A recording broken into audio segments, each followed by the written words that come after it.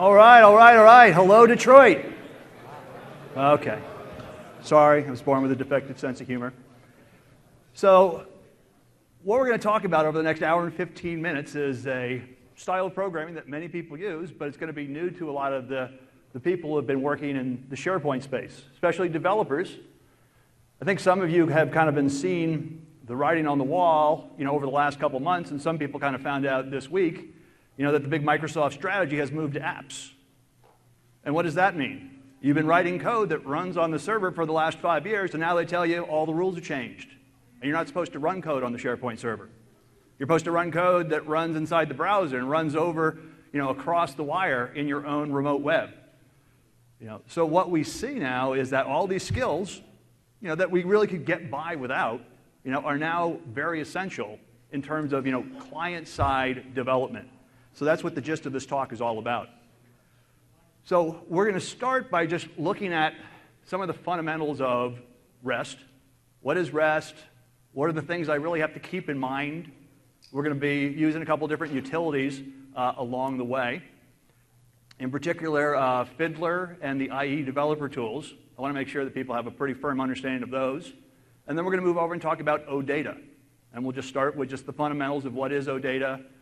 We'll take a quick look at the spec. We'll take a look at how we run queries that have things like where clauses and order by clauses inside them.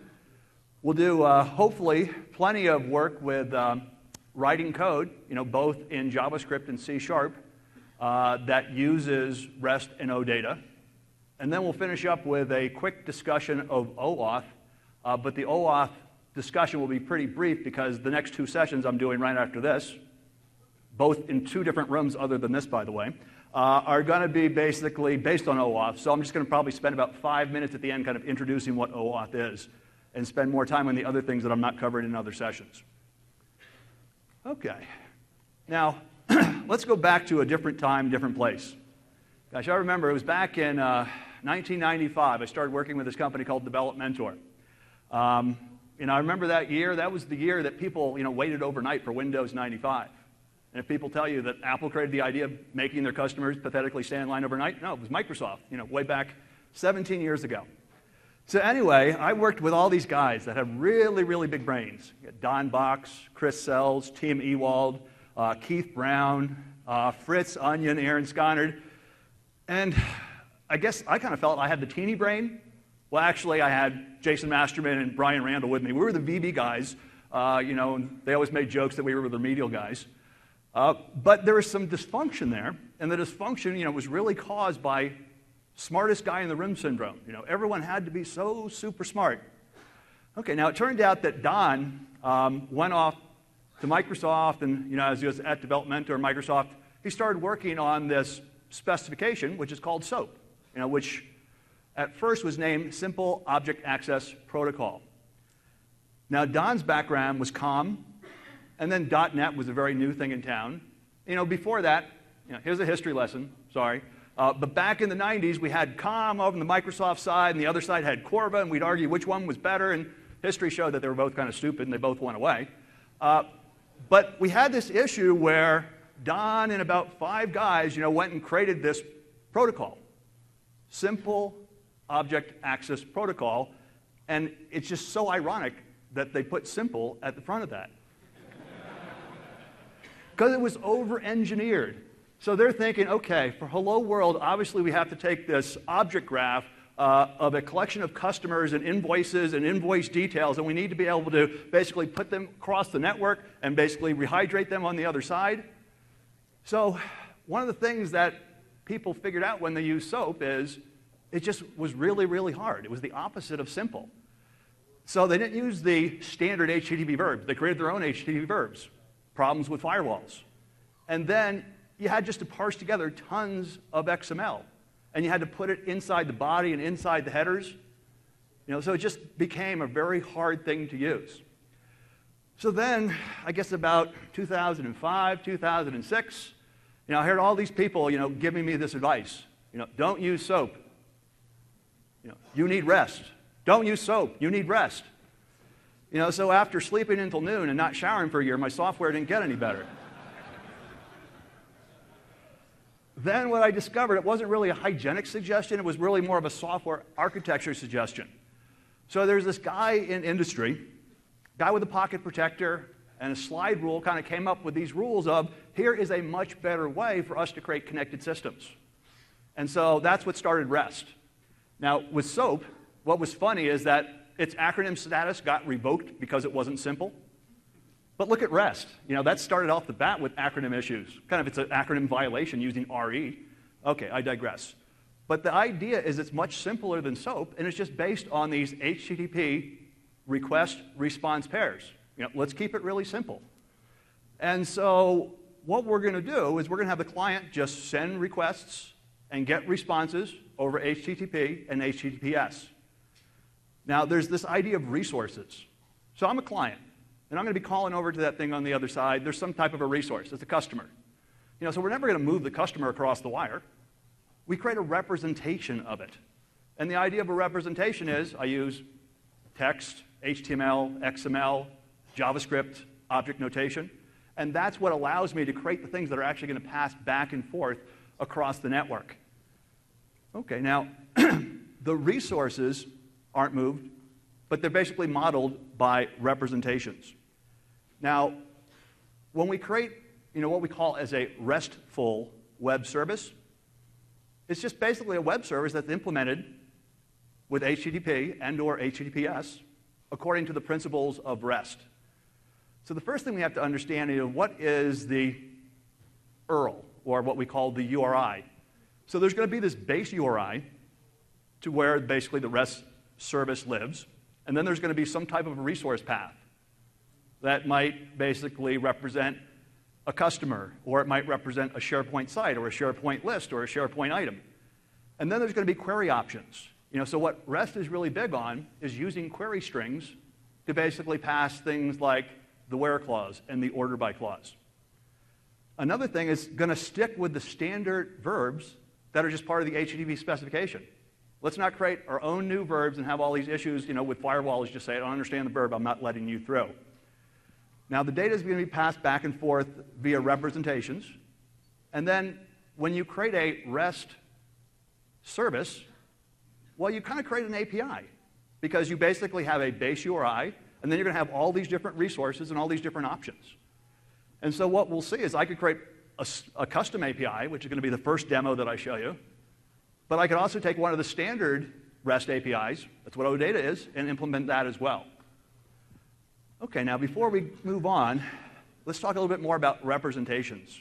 So what are they? They're the things that we package up so we can move back and forth across the network in a request body or a response body of the HTTP request-response pair.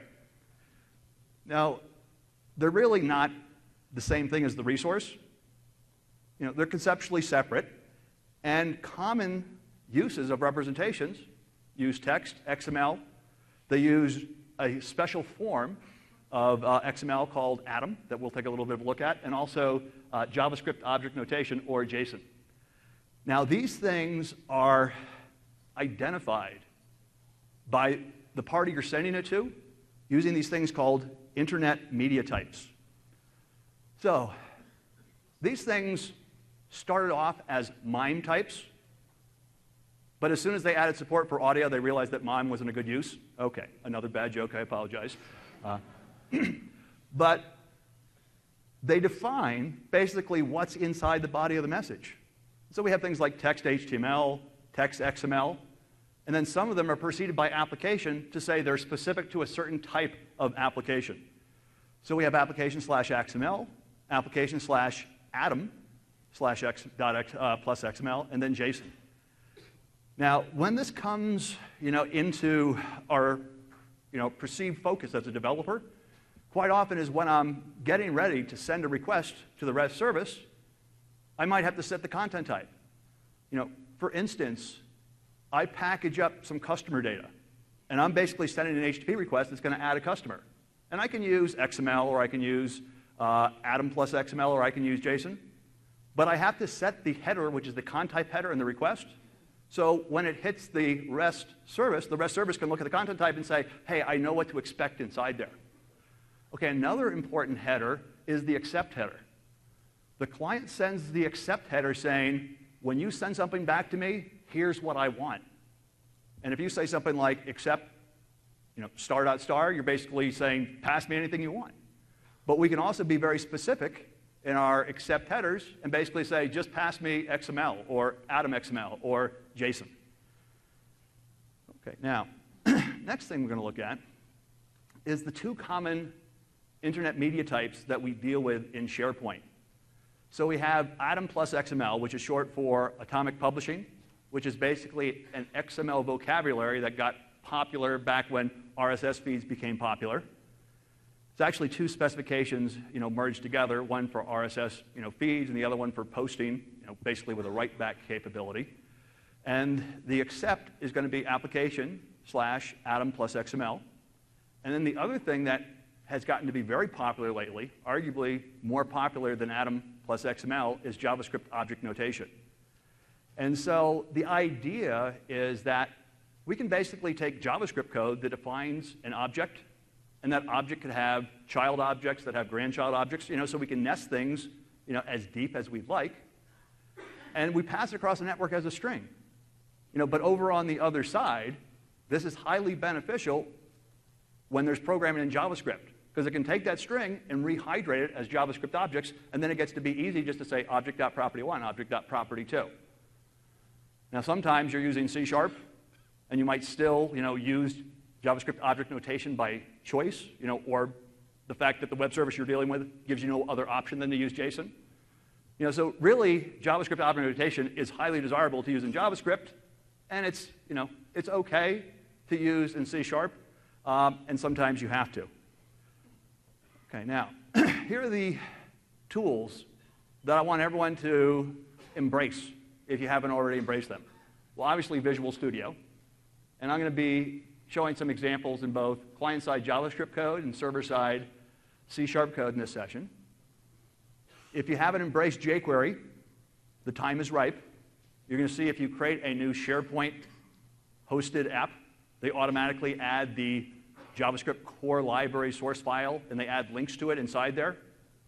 That's Microsoft's subtle hint of, if you don't know jQuery, you better learn it soon. And also Fiddler. Okay, just curious. How many people here use Fiddler on a regular basis? Okay, look at that. Good stuff. Okay, so let's go ahead and move over to my first demo. Okay, so over here on my demo machine, we'll go ahead and open that up. And oh, this opened up to, what's this company? Critical Path Training. I think these guys are here at the conference. I think they have an exhibitor booth. I think there's salespeople standing by where you actually could walk up and register for a class. Okay, I digress. One thing I want to point out is that if you go to the members section of the site and you go to the presentation download, so 2 clicks, what you're going to see is that the code and slides for this session and my 2 other sessions today are here. So you can basically download that. We make you give us an email address, but if you want to use any of the code. Okay, so let's get on with the demo that I want to show you. So I have a very simple application here. And so what I'm going to do is I'm going to start up Visual Studio. And I'm going to say run as administrator, which seems to be even more important in this version than it was in the last version. And then I'm going to go ahead and open up this particular project that I have, which is going to be the simple REST service. Now, I have code on the client side. That's the thing I really want to concentrate on. I have some very simple REST service code, but this session is not about building REST services. We might step through it just to kind of give you the consumer perception of what's happening inside the REST service, but it's really the client side that I want to focus on. Okay, so let's take a quick look at this app right here.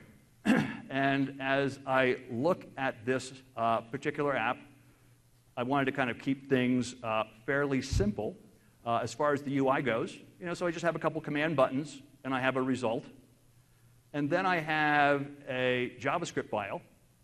So here's some jQuery code, basically using the document ready event handler to hook up event handlers on some things right here.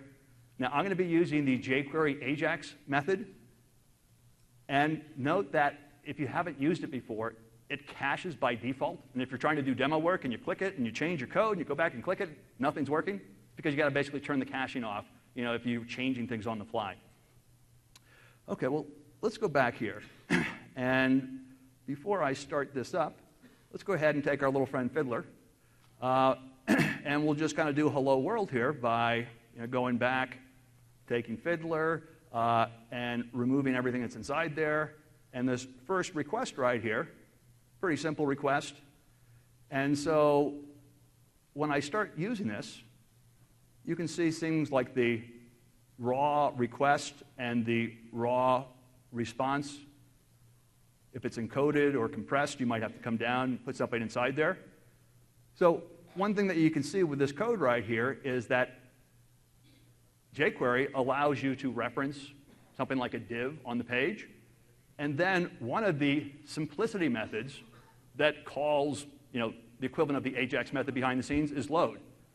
But load doesn't really give you control over the accept header.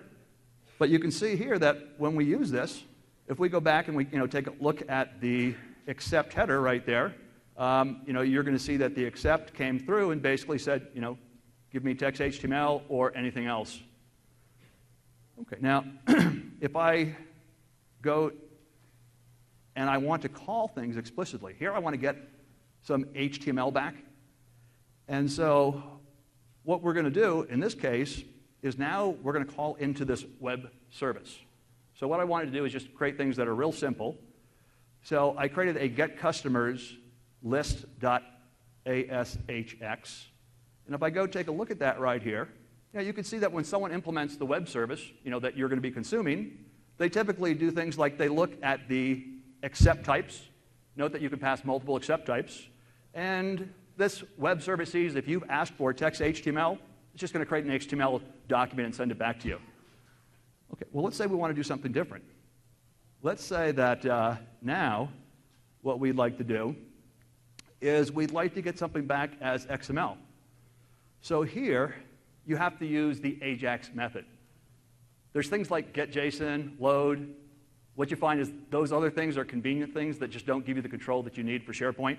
So in this case right here, you create this JavaScript object. You pass the URL. What's the verb? It's a get. Here's the accept parameter inside there. And remember, here is the content type. Now, in this case, it doesn't matter because I'm not sending anything in the request body to the server. So I could actually left that one out. Data type is basically a hint to jQuery to say when the body of the request or the response comes back, how should it process it? So in this case, I call this. There's a callback method that gets called here. And what you're going to see is fairly straight ahead. I go ahead and call back to that. Now, let me show you another tool. It's going to be really important to you. Okay, if I hit F12, and here I am inside this tool set that I'm sure many of you use, which is the IE developer tool set. Okay, now I could do the demos with the other ones, the one that's built into Chrome. I could do it with Firebug as well. I'm sure if I was at a conference that Google was sponsoring and I used something other than Chrome, they wouldn't ask me back. Microsoft's much cooler than that, but I'll still use the IE developer toolbar. Okay, so what we're going to do here is we're going to go over to script. We're now going to go down here, and we're going to basically pick this default.js file. And now let's go ahead and set a breakpoint down here, and I'll click on Start Debugging. Now that I've done that, let's go back here, click on Get XML. Now what we can do is we can start single-stepping through the code. And as you move through these, you can come back over here to the watch window and do various things inside. Okay. And then the other thing is, once we've sent that back and forth, you being able to come through here when things go wrong. Fiddler is your debugging tool. Why didn't it work? It gave me an error message saying something went wrong and I need more information. So coming back here, making sure that your accept was correct. And now we'll go back and we'll look at the response and look at the headers. Inside the response, what's the content type length? What came back inside there? Do I want to look at just the raw data that came back? And also, they have little tabs here. So when you have things like XML or JSON, they give you a friendly view inside there. Okay, now as we keep moving on here, let's go ahead and look at this next option, where we're going to work in terms of JSON. Now, in this case right here, let me just take a quick look at this code that basically says if you have requested as a client that I pass you a JavaScript object notation response, while I don't really want to go into too much detail about things over on the server side, look how easy .NET makes it. I create these objects right here. I then create a customer list object, add customer objects, and I pull out this thing called the JavaScript serializer, and I can just basically send that back. Now, over on the client side, let's go back down here, and here you can see that as I set this one up, I'm asking for JavaScript object notation. Okay. Now, if we look at this code down here, this code basically receives a JavaScript object, not text, nothing we have to do work on. And so this really kind of points out the value of the data type parameter. The data type parameter doesn't affect what goes over the network. It just tells JavaScript when it comes back, it's going to be JSON. So jQuery does the work instead of me of taking the string and converting it into a JavaScript object. Okay, so now over here, we'll go ahead, run this right here, and what we can see is that as this request went back and forth across the network, we asked for JSON. When we look at the response, it basically passed back a JavaScript object, and if I click on JSON right here, I can go down and basically see those things that are inside there. Okay. Now, next thing we're going to look at is the code over here. And so once I've got this code, and there's my customer list inside, this thing is something we're going to have to do now. Let's go back here. We still have this debugger running. Let's go back in our debugger and go down to the code that's going to deal with the response coming back. Okay, so I come back here. I run this one more time. Boom, I fall inside here.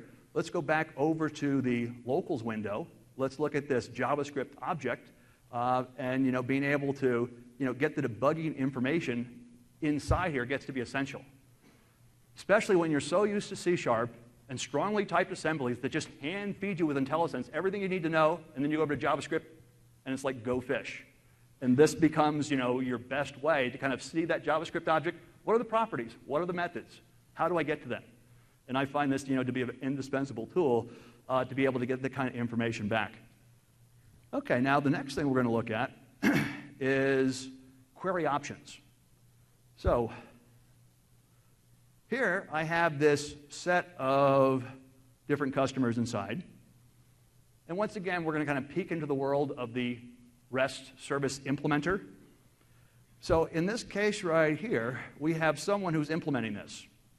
And so what they're going to do is they're going to look at the request, and here's the ASP.NET way to basically find the query string parameters.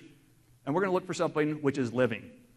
So in this case right here, if I come back here and we put in a query string parameter, living equals 1, basically we've asked just for those items that meet a particular characteristic. If I come back here and I put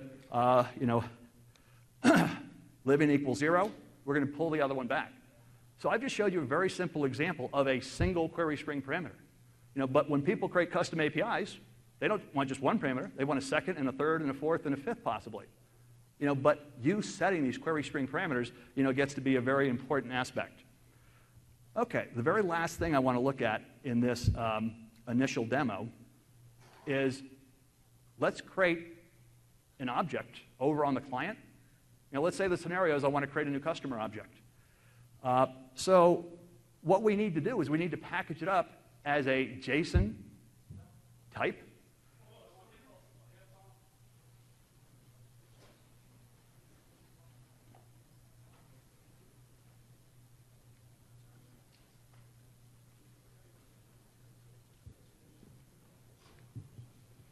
Not sure what's going on over there.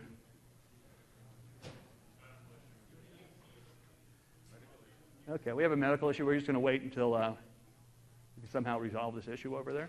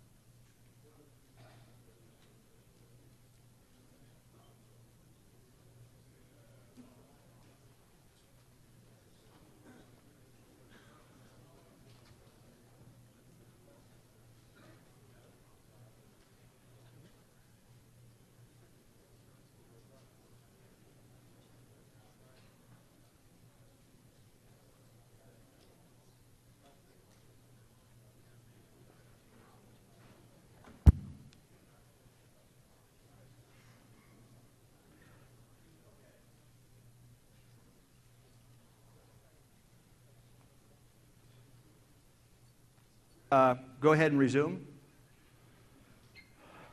My apologies for too much of this new content at once. You can see what kind of impact it has. Okay. So the last thing that we want to show here is basically, moving JSON data from the client, over to the server.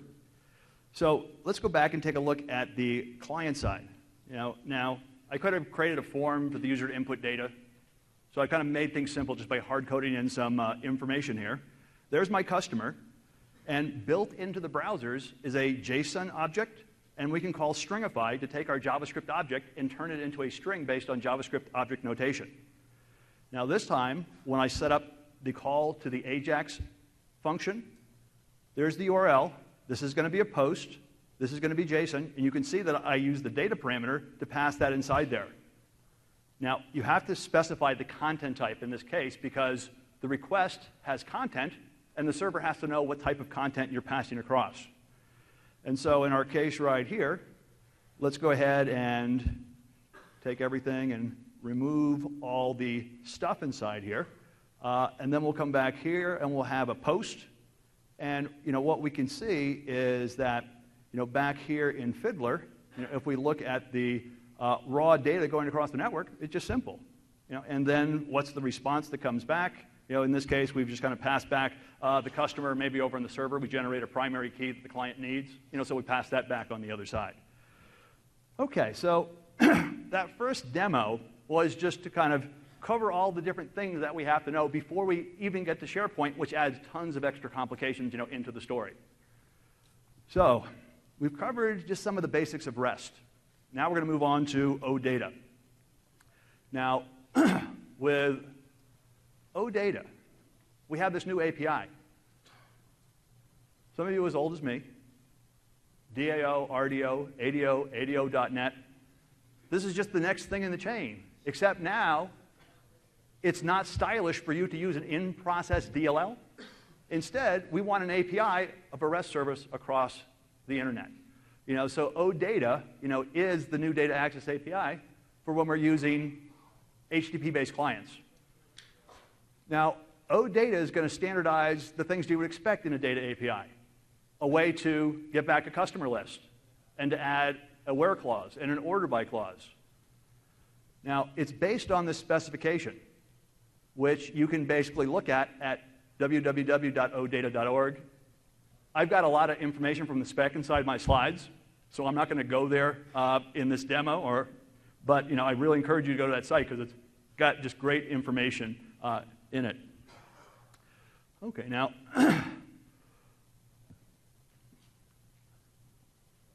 when we start using OData, there's a couple concepts. So we're going to be moving representations back and forth across the network, and I can either use Atom or JavaScript object notation.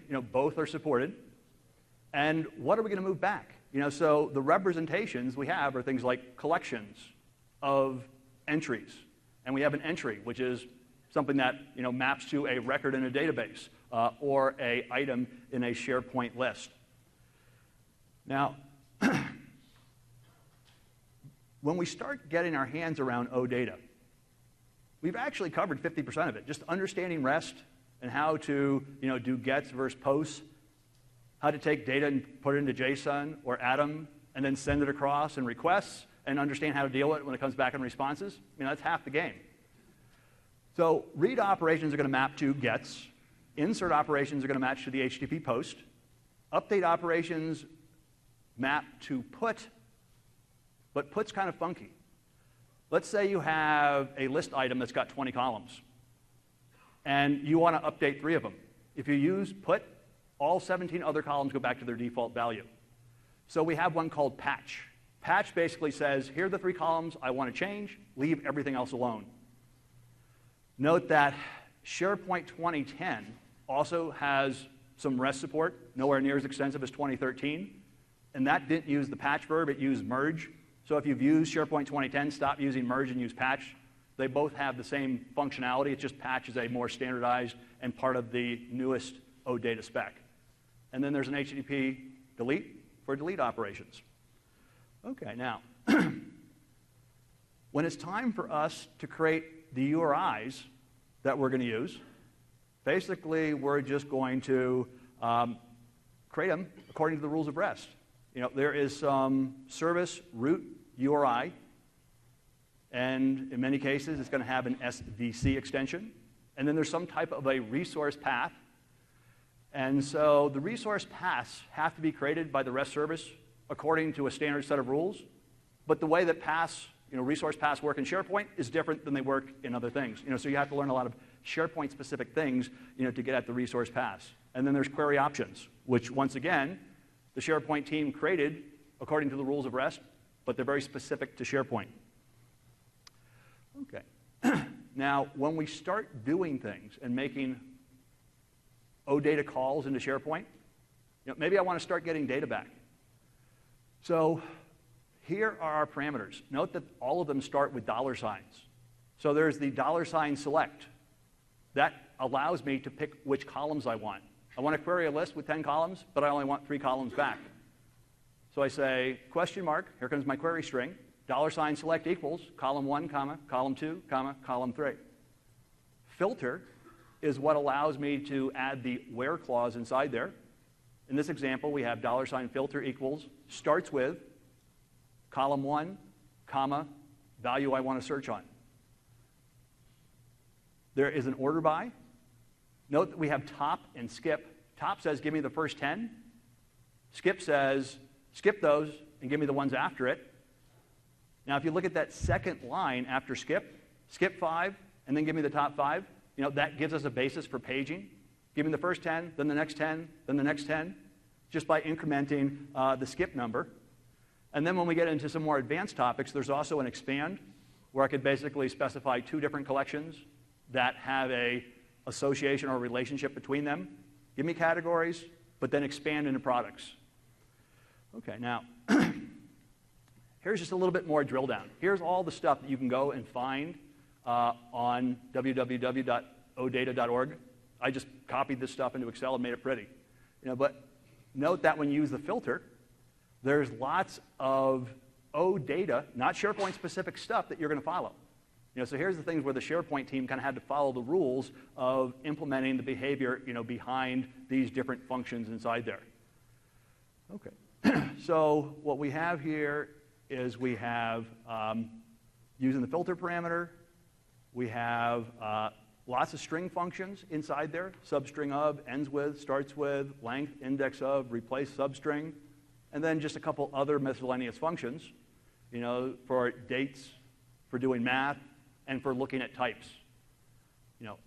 As the data lives, inside that REST service, every single collection is going to have some type of a type name.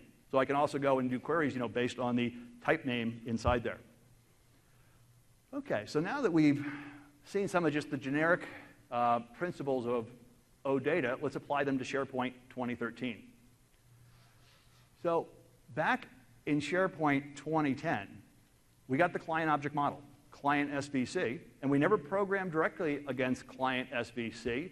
Instead, we use a DLL, or we use a JavaScript library that Microsoft gave me, and I'd basically program against those things, and behind the scenes, that code would issue the required calls to client.svc. For many different reasons, Microsoft decided that just having the CSOM alone without REST support was a deficiency. One issue is that the client-side object model is much easier to program inside of C# than JavaScript. REST APIs are just easier to use in many, many scenarios. Not all, but many. The other issue that Microsoft had is if you have the client-side object model and you're writing server-side code, you got to use .NET. If we give you REST support, hey, go run on any OS you want, use any web service platform or any client technology you want. If you can submit HTTP GET and put and post requests, you can play. So basically taking the CSOM coverage and then basically wrapping it with the exact same coverage inside of REST, got to be a huge thing. And the other thing that's really nice about the REST APIs and CSOM is it's not limited to only SharePoint Foundation functionality, but now both CSOM and REST extend into search and user profiles and BCS and tons of other places that our code had to be on the box for, in 2010 to be able to get at. Now, when we program against REST, the ultimate endpoint is going to be client.svc. So a big change is now we program directly against _VTI_bin/client.svc. However, Microsoft allows you just to say /_API, and that can be used instead of the direct call to client.svc, and you should use that because Microsoft's saying use that, and in the next version, we're not sure if _VTI_bin/client.svc is going to change or not. So we're basically going to use the underscore inside there.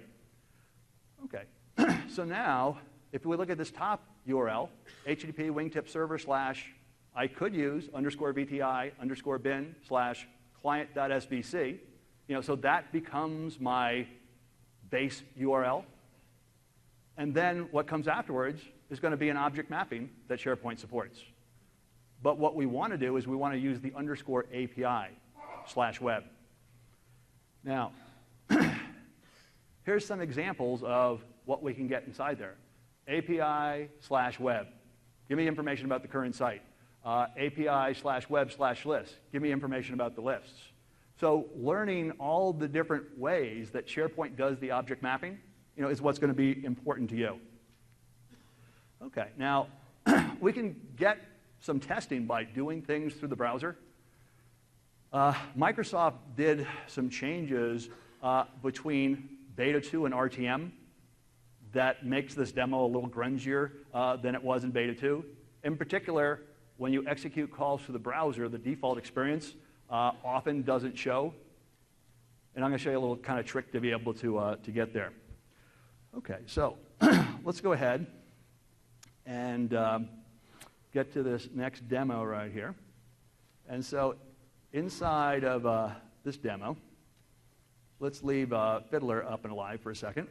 And let's go over to my site. I'm going to go over to my site, and I'm going to say _API/web. Now, I've actually made a couple changes, inside of my browser to make this work. Some of the things that, if you just want to see the raw XML inside there, if I go to the Internet Explorer, and then I go to Content, and I go to Feeds and Slices, this is turned on by default. So you need to turn this off, or it will give you kind of that pretty view, and it won't show you the raw XML. But once you kind of get into this XML view right here, okay, well, what else do I want to see? How about /lists? Okay, so now I say /lists, and now it comes back, shows me the different things. Look at all the things that we have on lists. I don't want to see all those different columns inside there. So now we'll add our query string. We'll say $select equals, and maybe I just want to see the title column. And then it comes back and it just shows me the title column inside there. And so by using this approach right here, you can basically just use the browser and all the types of queries that need specific wheres and order bys. You can basically just do your testing through there, just to kind of get up to speed before you start writing code where it's going to be harder to kind of test things inside. Okay. So now we're going to look at OData programming. And there's lots of good stuff that we're going to show here. So let's start by asking the question, are we going to use C# or are we going to use JavaScript? And question might be, well, are you creating a SharePoint hosted app where your code has to be running inside of the client? Well, then you have to use JavaScript. Well, I guess you could kind of use Silverlight and C#, but for the most part, client-side code is all going to be JavaScript. But what are you going to do over on the server? If we have a provider-hosted app or we have an auto-hosted app, I've got an ASP.NET website running my code inside the server, and so then my choice is C# or VB.NET. And so then when I talk to SharePoint, I could use either CSOM or I could use the REST API. I'm not going to show anything here with CSOM. I'm going to show some C# code against the REST API. But just note that when you are working with C#, you have a much higher motivation to look at CSOM and see if that's a better alternative, because it might be more productive. Okay. So some of the things that we can do is, if we're going to use C#, we're going to be putting together these URLs, _API/web/list, get by title customers, select equals title. Now, if you were writing this kind of code pre.NET 4, we didn't have this thing called the HttpWebRequest, so you probably use just WebRequest. So if you haven't used HttpWebRequest in C# or VB.NET, it's time to start using it. It just adds a couple benefits over just the standard web request object. So I can set my credentials in the case where I just want to use user authentication to call in. That would not be what you do in an app that uses app authentication. But now we can set our accept header inside there, and then I call get response. I get the response stream back, and the other little tidbit here is quite often you're dealing with these big XML documents, and if you're still kind of doing old school XML programming with XML Reader and some of the older XML APIs, you really have to look at the system.xml.link stuff with XDocument, which just makes things so much easier. For instance, once I take the response stream and I load it into one of these XDocument objects, I can create one of these XDocument namespaces, and then I can basically just say doc.descendants, and look how easy it is to pull a value that might be 3 or 4 levels down inside the XML document out. So that's just a huge productivity tip if you're not already familiar with that. Now, when it comes to JavaScript code, once again, I would highly recommend jQuery. Not that it's required.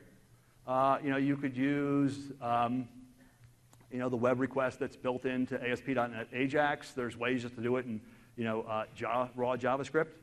But since Microsoft is kind of going in the direction of jQuery, I'd say once you go there, you'll never come back. You'll be very happy with the facilities to call across the network and the control you have using jQuery. Now, another thing that I want to point out in this demo right here is this guy right here, which is the _SP page context info. Okay, that's actually a JavaScript variable that's been around before 2013, before 2010. That was there in 2007, before many of us were doing any type of JavaScript programming. But the idea is that the web part manager automatically throws this JavaScript object onto every single page so that JavaScript code can quickly get things like the ability to figure out what is the root of the current site or the current site collection. And that's quite often why we use it in REST-based programming. So here, we basically find the root of the current site and then say _API, web, list, put things together, and then we simply submit the Ajax request. Another big change that Microsoft made between Beta 2 and RTM is back before RTM, you could always get away with saying application/JSON, but as of RTM, both when you're sending and you're setting the accept parameter, you have to put the OData equals verbose on the end or it will not work, which basically means all of our code kind of broke and we had to go and patch that up to make it work with RTM. Okay. Note that there is in the OData specification an OData equals light, kind of a light API, but it's not supported by this version of Sharepoint. So that's why we have to say OData equals verbose. Okay. Now, next thing we have to worry about is this thing which is the form digest. Now, the form digest is something that's been around a long time in Sharepoint too. The form digest is a value that Sharepoint puts on the page when it sends it back to the user. And the main motivation for Microsoft adding the form digest is to prevent replay attacks. Say that you just basically submitted a request to add a new customer. And I'm the evil guy on the network, and I see that packet coming across, and I look at that, and so maybe what I want to do is just change a couple things in the body, and then basically submit another post, right to the same place. So the form digest is a value that is created on the Sharepoint server. And it takes all kinds of information about the client, about the time, and it basically sends back this little value that's made with cryptographic functions. And the idea is whenever there's a post that comes back that intends to update data, SharePoint looks at the form digest and validates that it's authentic to basically make sure that no one's trying to do any funny business. But the big important thing for you to grasp as a developer is that if you don't explicitly pass the form digest back, nothing's going to ever get updated. Okay, now, it turns out that when you're writing client-side JavaScript, it's really easy because they add a control to the page that's well known as far as this name goes. So you just have to know what the control name is, and I'll show you an example in a second. However, what if you're doing C# programming? You're doing C# programming against the network, and you don't have a page that has the form digest. So that's when you have to make an explicit call into SharePoint saying, I want to do an update. I need a form digest value so I can submit it when I push things back. Okay. Now, let's say I want to add an item. So here's some simple code in JavaScript.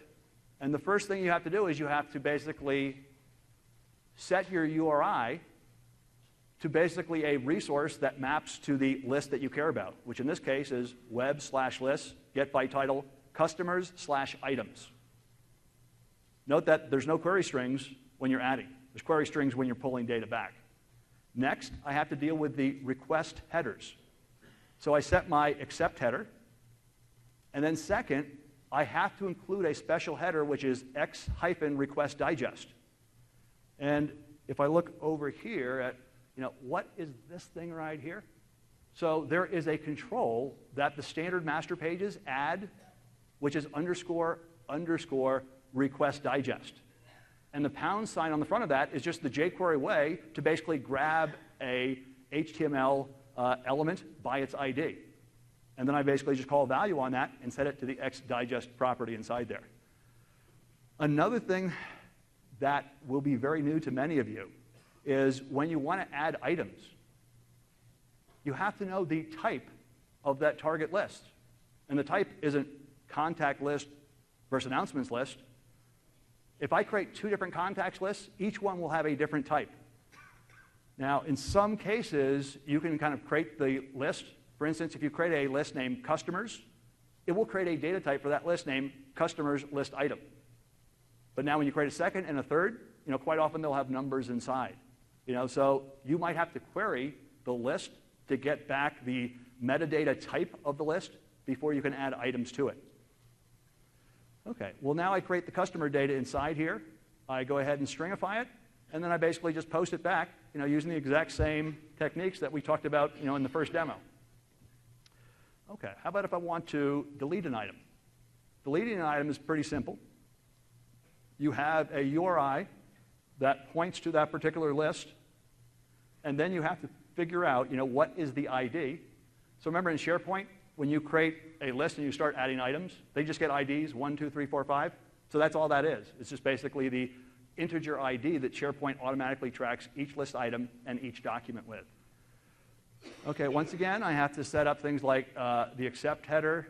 I have to set up the digest. Actually, I take it back. If I am going to get, actually, I took it back, then I give it back. You have to have the accept header because it does push some data back to you to say it deleted the item. But now we have this thing right here, if match. Now, SharePoint implements an optimistic concurrency scheme. And the reason we have this, and it's really the OData spec that defines this, and Microsoft had to implement it in SharePoint. The idea is if I pull back an item and I start to modify it, and in between the time I read it and I try to update it, you pull back the item and you update it out from under me. If SharePoint allows me to blindly overwrite that, we're going to have a lost update. So SharePoint creates these things called e-tags. And the idea of the e-tag is it's the version number. And in the demo I'm going to show you, I'll show you how you could set e-tags.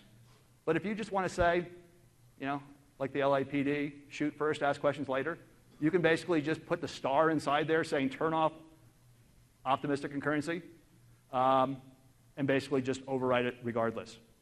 So with delete, that's a pretty safe bet. It's the update that things get to be more difficult. Now, when we look at the update here, well, here inside the update, a couple things to point out. I'll show you this code inside the demo, the kind of code behind this. But in this case right here, you can see that we already have the E tag. So generally, if you show a grid that's sitting on the page for 5 minutes and someone says update, generally, the first thing you want to do is go back right then before you bring up the update form and get the latest version just in case the E tag is changed. But the idea is, once you have all the data and the E tag, well, now we can go ahead, put together the request headers.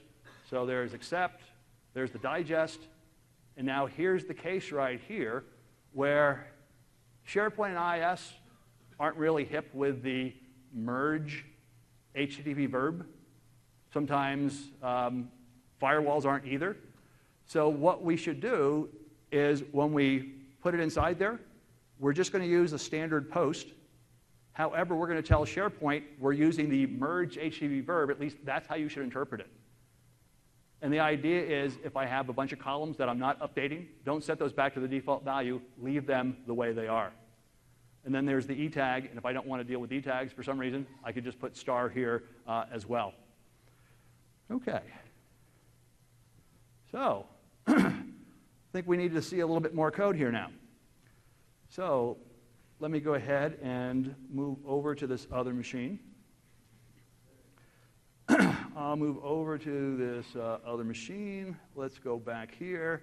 And let's go ahead and start with the C# project. OK, now, this will be a subtle motivation for you maybe to, after you see REST, look into see CSOM. Maybe it's easier. But what I have here is just some code that's going to do things like add a list and add a couple items to each of the lists. Now, when it's time for me to do updates, I have to get that form digest value. So here's a case right here where you can just go to the base URI and get the context info information back. And when you get the context info information back, it's got the form digest as one of the values that you could take. And that form digest lasts for 30 minutes by default. So typically, you're going to have enough time to change that. OK, now let's go ahead and look at the code to create a list. So the base URI is the collection of lists in the target site. Once again, I'm just using plain user authentication instead of app authentication in this demo. But I have to set the content type because I'm going to pass data across the network. There's the accept header. There's the X request digest header. There is the post inside there. And then we're going to basically take things like title. Now, there are many different ways you could do it. You could parse this stuff together. But just to make it a little bit easier for you to visualize, what I've done is I've created these little templates. I've created templates because basically this is what you need to send in, and we're just going to swap out this one particular value. So what this code is doing is basically taking that template, swapping out the title, and then we're going to go ahead and submit it. And what type of a form are we creating? 105 contacts list. OK, now once we've created the contacts lists, what we're going to get back is this one particular document that gives us information about the type of list. So let's go ahead and move all this inside here. Let's go back here, and I am going to get this information right here. Let's go ahead and run this code. As I run this code through here, you're going to see that let's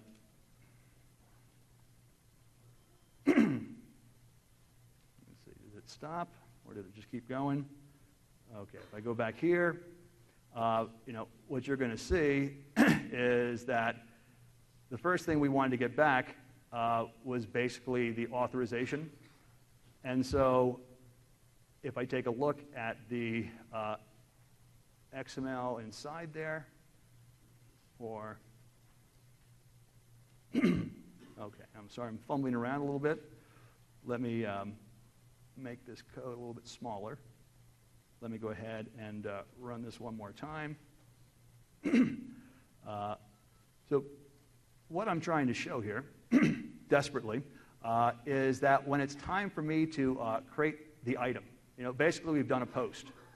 We've done the particular post, and I basically fill the information inside there. And what gets sent back to me is going to be important in this demo. Let's go back here, and what we can see is that there is some XML, and the XML is going to include the data type that I have to care about, which in our case right here is going to be data customer XO0. So basically, for me to be able to now add items, you can see what this code does is it basically grabs those values and passes it like a baton, back to this next method, create customer item.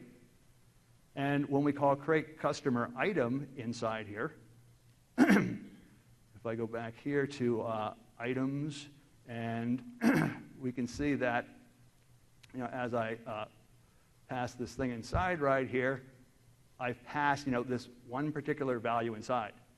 So that kind of shows you two important things that I think are really tricky. One is getting the form digest, and the second one is you create a list, you want to add an item, you've got to get that value back from the list before you can add an item. And if you don't have that particular type value of the list item, it's going to fail as you try to add those things inside. Then we come back over here just to make sure that everything worked. Basically, you can see that I've created the list, added the items inside there with C#, which could be just in a client-side smart application, across the network, or it could be inside of a SharePoint app. And if it's inside of a SharePoint app, you're going to have to then come to the next two sessions. I'm going to go because I'm going to go into more about how we get authentication working inside there. Okay, one more thing that I want to demo, and that is going to be a REST app which is done in JavaScript. Now, for this application right here, the first thing I want you to see is that I create a list.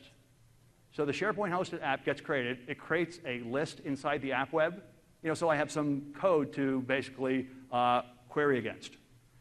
So let's go ahead and just run the app. I'll go ahead and hit F5 right here. And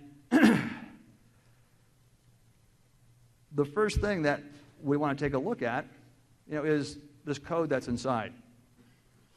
So this comes up, gives me this user interface here. One of the things that really bugs a lot of people is they go to this new app world. Oh, great, yeah, that sounds fun. Okay, so you create an app. Okay, so where's the UI? Oh, there's no UI in an app. You've got to build that from scratch.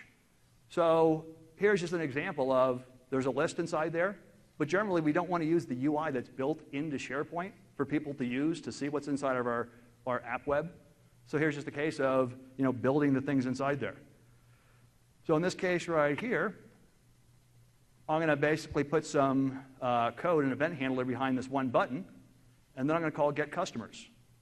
I call getCustomers, and getCustomers basically puts together the URI. It then calls AJAX and sends a get, puts the stuff inside there, and then as the data comes back, there's this one div. I empty it out, and so here's an example of getting the data back inside there. Now, one more time, let me go back here and hit the F12 key. And I hit the F12 key, I go to script, and I go to app.js. And when this comes back, I want to go ahead and debug it, and I click on Start Debugging, and boom, doesn't work. Okay, so here's the tip that will make this session pay for itself. It'll pay for the whole SharePoint conference. If you hit the F5 key, it attaches the Visual Studio JavaScript debugger to the browser, which means you can't use any of the debuggers built into browsers. Instead, if you do Control F5, you basically start without debugging. So let me go ahead and kill this. And now I'll hold down the Control, hit the F5 key.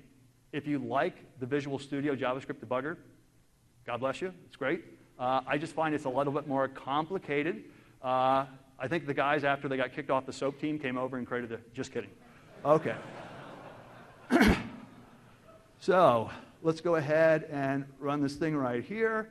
We'll come back here. We'll look at my output window. I've hit Control F5. I thought I'd hit Control F5. One more time, Control F5. Okay, it's starting to come up. So what I just want to do is set a couple breakpoints, so we can step through various aspects of this code. So let's go back here. Let's go back to script. Let's now go back to app.js. So one thing I want to do is step through, what's going to happen when it's time to get the result that comes back from the AJAX call, and I want to populate that particular grid. Maybe some of the other things we'd like to do is, what's going to happen when I want to add a customer. So I'm going to set a couple more breakpoints here along the way. And now that I have those set there, I think there's just one more I need to put down here on update customer. Okay, so now we'll go ahead and say start debugging. And now we'll go back and let's basically just refresh the page. So I go ahead and refresh the page, and now I can kind of fall down inside here. And so as I get this back and I look at this data that gets returned back to me, once again, let's go ahead and look at this data. It was a string, and AJAX automatically converted to a string to a JavaScript object. And if I go back and I take a look at that, by looking at this particular view inside here, you can get so much information. So that's one thing that I really encourage you just to get up to speed with. The second thing is I got a bunch of JavaScript. I got to create HTML. So how do I do that? And so in this case, I'm using this library called JSRender. But there's other great libraries out there. Knockout.js, comes to mind as something that's gaining a lot of popularity. So look to these other JavaScript libraries. In this case right here, if I use JSRender, it allows me to kind of create templates with HTML. And once I create the particular templates with HTML, I can then just use a very simple syntax of create the template, and then go ahead and add that, build the table from it. Okay. Well, let's say there's this guy on my team, Parasailing, just never really got along with that guy. We want to go ahead and delete that. So in this case right here, what we need to do is we need to know that particular ID. So typically behind the scenes or in view, you're putting that inside there. And now we're stepping through here and basically just executing the delete method right here. Okay, and then the last one I want to show you is the update, because that's a little bit more complicated. Well, the first thing is someone's going to click on this button. Someone clicks on this button right here, and so what I'd like to do is I'd like to bring up a dialog. Now, you can use the jQuery dialog. You can use the dialog that's built in SharePoint. Either one will work fine. So I'll go ahead and hit F5 right here, and that's going to bring that up. So we'll go ahead and add something else inside there. Now, once we click on Save, now we're just going to basically scrape the dialog inside there and basically put the things together like you saw inside the slides. You can see that __ request digest. That's just that control that's on every single SharePoint page. And just like you saw in the slides, we'll go ahead and push the value inside. And then finally, update. Update's the tricky one, because when you click on update, the E tag might have changed last minute. So the first thing that we're going to do is we're going to call back into SharePoint and get the updated version of that one particular item. And in this case right here, I'm going to get that back. And as I get that back, and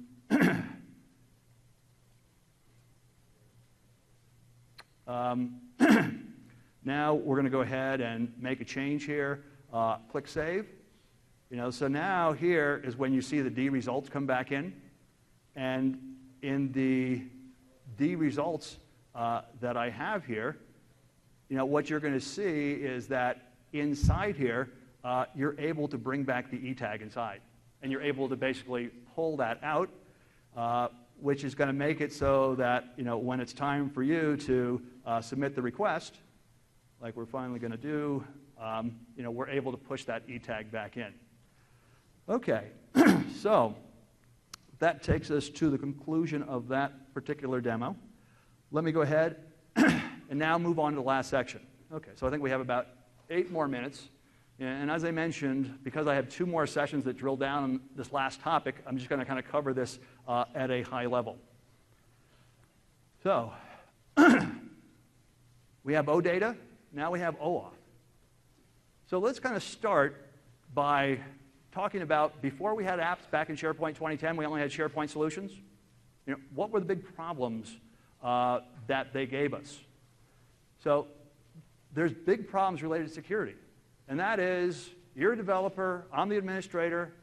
If I let you take your farm solution and run it inside of my farm, I basically just have to trust that you're a good guy, you know how to code, and you don't intend to hurt me or my farm.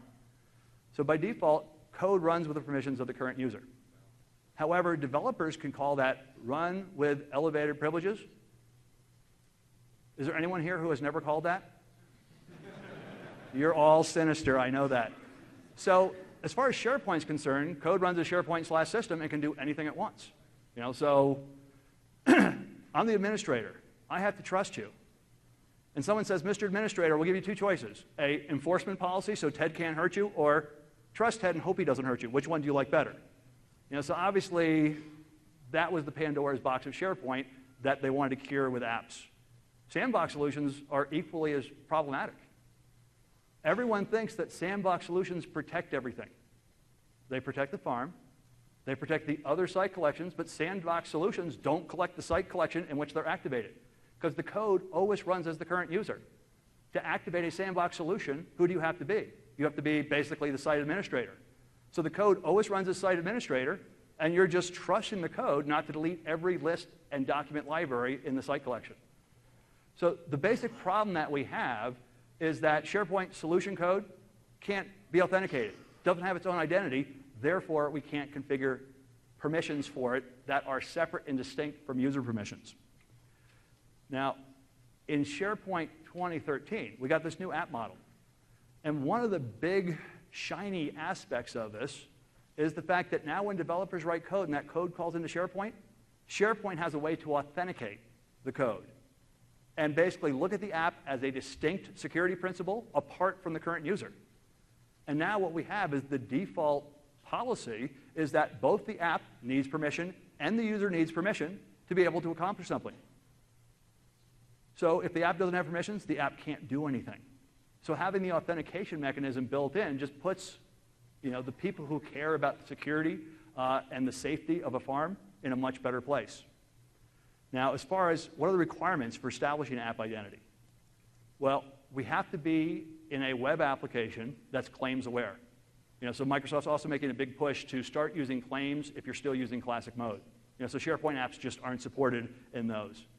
The other important thing to see is that app authentication is only supported in CSOM and REST endpoints. So when you call in using REST or CSOM, the app can be authenticated. If the app tries to make any other call, there's no pipeline to authenticate the app in those particular cases. Okay, so apps get permissions. They have identities. And what we're going to see is that if you're writing an app, your app has this default set of permissions to be able to access and have full control over its own special little site called the app web.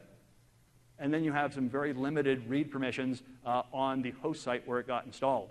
But if you want to do more, like you want to create a document library in the host web, you've got to request permissions, and then some user who has that permission has to grant those permissions to the app. Now, there's various places where app permissions get stored. Sometimes they're stored in the content database. Sometimes they're stored in the configuration database. But don't take anything that you know about user permissions and think it works the same with app permissions. User permissions work in terms of securable objects that have a hierarchy. You got the top-level site and a child site and a list and an item, and you have this permission hierarchy. Nothing like that when it comes to app permissions. App permissions are scoped to the site collection, or the tenancy. And then it's just something like read or write or manage. Okay. So if you come to my next session, I'm going to step through this after explaining it. I don't have time here. But what I'm hoping at the end of the next session is that I'll get everyone to make their O face at the end of this, or at least their OAuth face, whatever you want to make there. Okay, but the idea is that the user calls into SharePoint. This is, I apologize, that might have been a little racy. Okay, but basically you call into SharePoint, and SharePoint creates a user claim. Now, what then is going to happen is that SharePoint is going to call into Windows Azure Access Control Services, ACS, and ACS is going to pass back something called a context token. The context token then gets put in some JavaScript component on the page called an app launcher. When the user launches the app, the context token basically gets pushed to your remote web in basically an HTTP variable.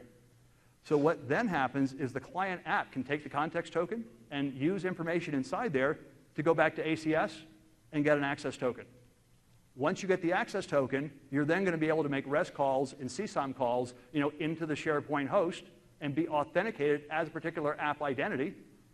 And then SharePoint will also be able to say, oh, given this app identity, do you have permissions to do what you're trying to do?